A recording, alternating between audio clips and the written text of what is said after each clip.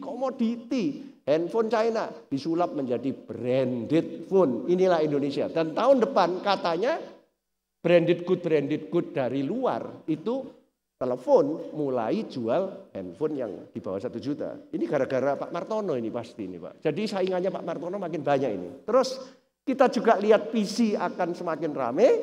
Keluar dalam bentuk tablet, Acer yang sekarang market leader juga berencana keluar macam-macam tablet dan smartphone. Next.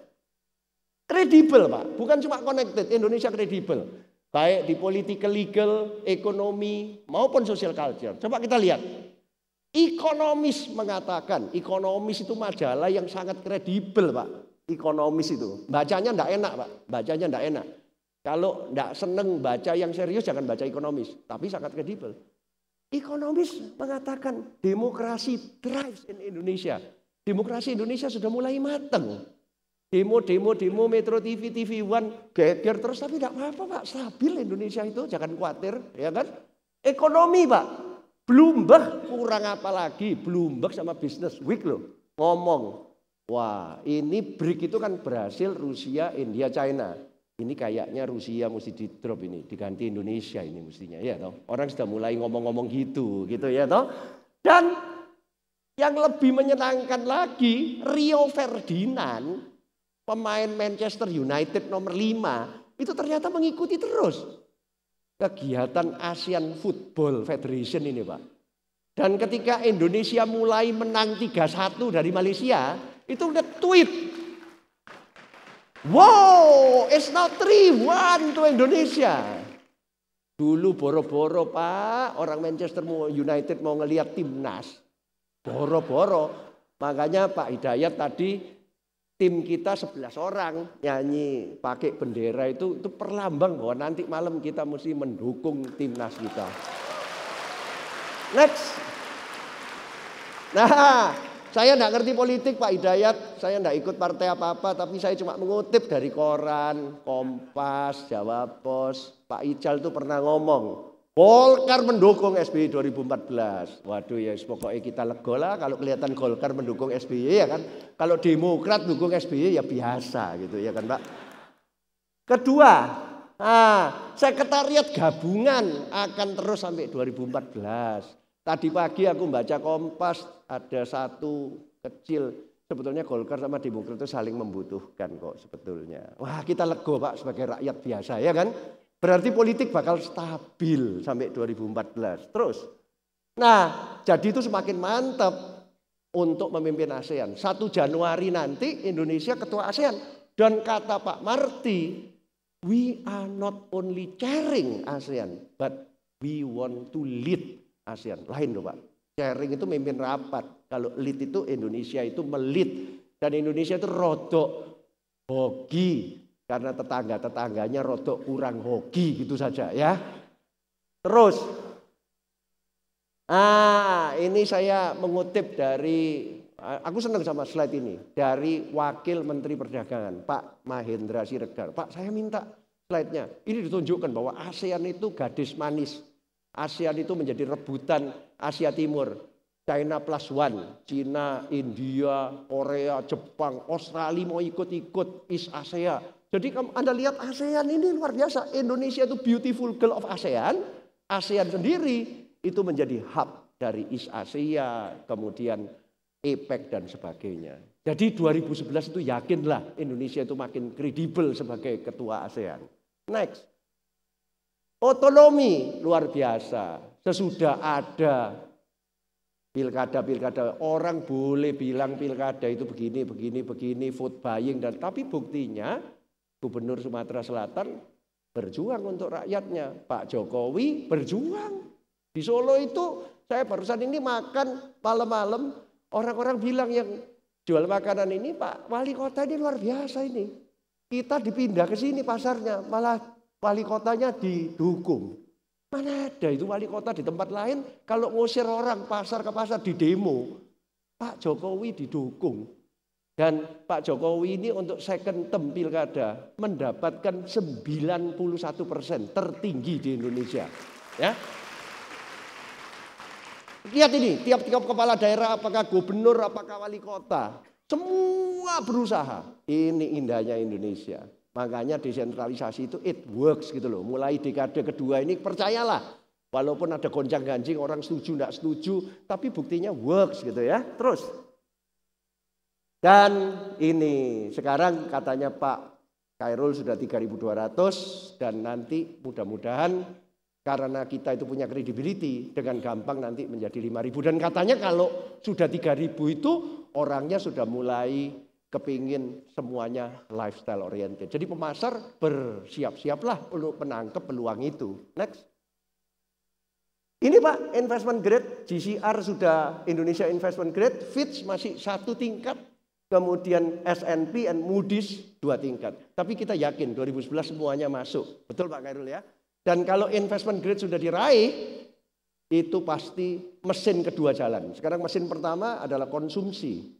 Orang Indonesia konsumsinya luar biasa. Nomor 2, investment. Investment nanti akan masuk. Jadi kita bergerak pakai 2 mesin mulai 2011. Jadi kalau Anda marketer tidak siap-siap, mobilnya tidak diganti mobil formula, padahal jalannya sudah jalan aspalan, sudah aspalan yang luar biasa yang cocok formula, balapannya ketinggalan. Ya, oke.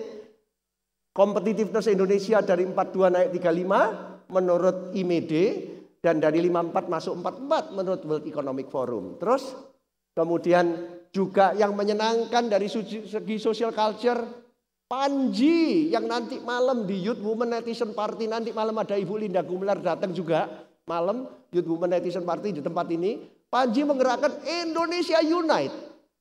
Ketika ada bom di Kuningan, kalau zaman dulu itu kan orang masih ragu-ragu. Ada yang oke, setengah simpatik. Sekarang enggak Pak, sekarang enggak, Indonesia itu masyarakatnya sudah dewasa. No, Indonesia Unite. Bahkan ketika Mentawai, Wasior, kemudian Merapi terjadi apa-apa, orang sudah enggak lihat agama, enggak lihat etnik. Pray for Indonesia. Jadi secara social culture, Indonesia itu luar biasa. Unity in diversity. Ada peletik-peletikan 112, tetapi secara keseluruhan kita bersyukur kita itu menjadi orang Indonesia yang satu saja. Dan inilah tim nasional Indonesia. Tepuk tangan untuk tim nasional Indonesia. Ya. Next. Dan secara ekonomi kita lihat bahwa Brasil itu lifestyle, kemudian Rusia itu orangnya smart, India itu entrepreneurial, dan China itu very productive. Dan saya melihat di pengusaha-pengusaha Indonesia sekarang sudah mentalnya break, walaupun Indonesia secara keseluruhan bukan break. Pak Khairul lagi yang tak pakai sebagai contoh, gimana? Ya lifestyle oriented, beliau punya brand, punya apa, mau menyatukan entertainment dengan finance, dengan retail. Tapi Pak Khairul ini orangnya smart, entrepreneurial, dan sangat produktif. Kerjanya sampai jam 2, jam 3, saya tidak tahu tidurnya berapa jam ini ya. Pak Dahlan juga begitu, operasi liver tapi sekarang muter terus. Dan semakin banyak, bukan cuma Pak Khairul sama Pak Dahlan saja, semakin banyak pengusaha Indonesia yang makin mempunyai sifat break. Kalau sudah mempunyai sifat break begini, nanti makin lama makin banyak, maka saya yakin Indonesia itu makin kredibel. Next. Nah, Indonesia juga masuk CIFED. CIFED itu luak katanya. Ini ada Pak Domo, bosnya kapal api. Luak itu katanya CIFED Pak. Indonesia itu belum masuk BRIC tapi sudah masuk CIFED. Kolombia, Indonesia, Vietnam, Egypt, Turki, South Africa. Dan kalau kita lihat sifat-sifatnya CIFED memang kayak begitu. Ada political stability, diversified economies, large and young population. Belum semua, tapi Indonesia itu sudah masuk CIFED. Nah, kalau belum masuk BRIC tapi sudah masuk CIFED itu biasanya orang makin percaya pada Indonesia. Ya. Jadi kita melihat bukan cuma connected, credible, tapi juga kreatif.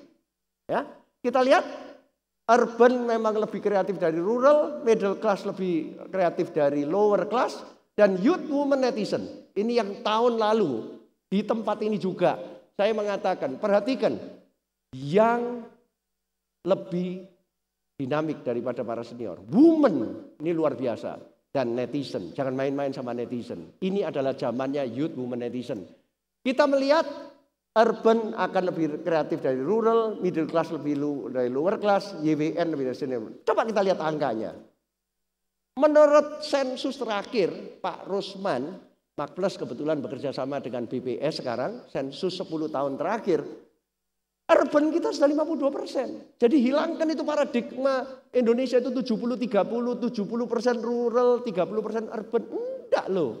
Jadi makanya siapkan produk-produk yang lebih lifestyle oriented. Bahkan nanti 2025 menurut BPS urban itu akan menjadi 68. Hilangkan pikiran kita masih rural 70%. Next. Nanti middle class kita yang di tengah itu menggelembung. Ya, terus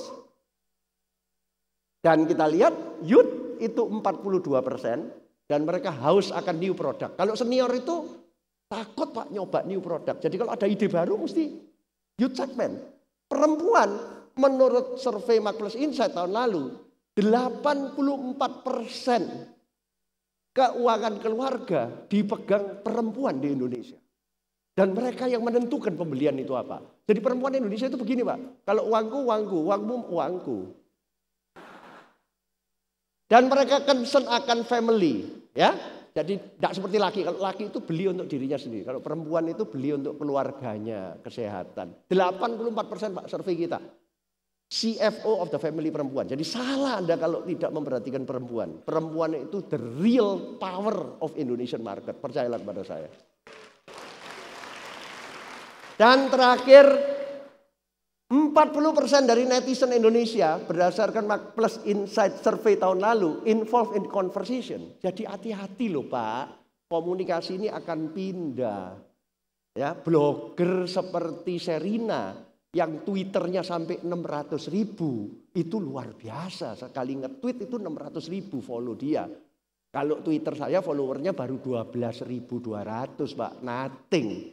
Tapi Sherina itu dinobatkan oleh CNN menjadi orang wanita paling influensial nomor 3 di dunia. Karena 600.000 dan aktif. Ya, coba lihat ini polanya berubah. Terus, nah White Shoes dan The Couple Company yang tadi keluar ini. Saya tanya sama Pak Menteri, saya tanya sama Pak Ketua Ken, tahu enggak band ini? Enggak tahu. Saya tanya ke sebelah Pak Gubernur Sumatera Selatan, enggak tahu. Saya kasih tahu. Ini White Shoes ini kalau di anak muda, gila ini. Ini di internet ini terkenalnya. Dan sudah sering main di luar negeri. Nah inilah kita masuk ke dunia baru. Ya, makanya nanti malam ada Youth, Women and Netizen Party bersama Ibu Linda Gumlar. Terus. Nah jadi Indonesia connected, kredibel dan kreatif. Kita lihat berikutnya. Kalau gitu bagaimana? Nah itu why-nya tadi loh. Nah singkat saja Pak. Nah, ini saya gambarnya kayak begini. Indonesia itu memasuki Golden Bridge Pak. Jembatan emas. Kalau saya ke Palembang saya lihat itu jembatan musinya Pak Alex Nurdin itu. Saya membayangkan kayak begitu Pak. Anda para marketer harus siap memasuki gerbang ini. Karena di entrance itu sudah Indonesia itu connected, credible and kreatif. Jadi Anda mesti menyiapkan survival strategi. Ingat milenium ketiga. Selalu ada uncertainty. Kalau Anda tidak punya survival strategi bisa repot. Tetapi success strategy and sustainable strategy. Tidak bisa cuma sukses 2011 no. Ini waktunya Pak. Saya ingatkan untuk membuat rencana 1 tahun dan 5 tahun.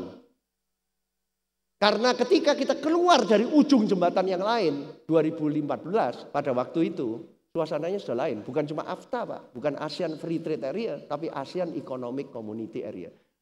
Teorinya orang itu nanti bisa keluar masuk seenaknya, uang itu bisa keluar masuk seenaknya. Tentunya kita masih bisa minta tolong pemerintah untuk bikin standarisasi nasional, minta tolong sama Pak Menteri Perindustrian. Tapi tidak bisa, Indonesia itu harus jadi negara yang respected, responsible, reputable. Tidak bisa. Terus minta tolong pemerintah terus, tolong ini kita tidak siap ini, jangan dibuka. Nanti kasihan pemerintahnya, kasihan Menteri Perindustrian, kasihan presidennya juga. Kita kan mesti naik pangkat, naik kelas. Jadi saya himbau marketer di sini, jangan suka minta tolong sama pemerintah.